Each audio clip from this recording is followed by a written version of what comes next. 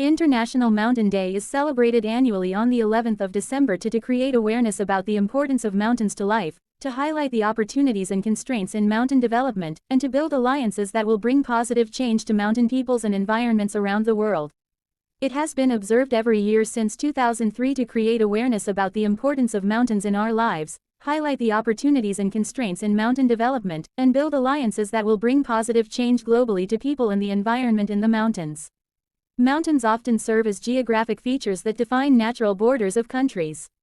Their height can influence weather patterns, stalling storms that roll off the oceans and squeezing water from the clouds. The other side is often much drier.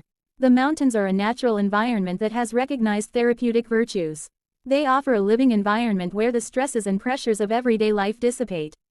The fresh mountain air, which contains fewer fine particles than city air, allows for deeper breathing and soothes the mind.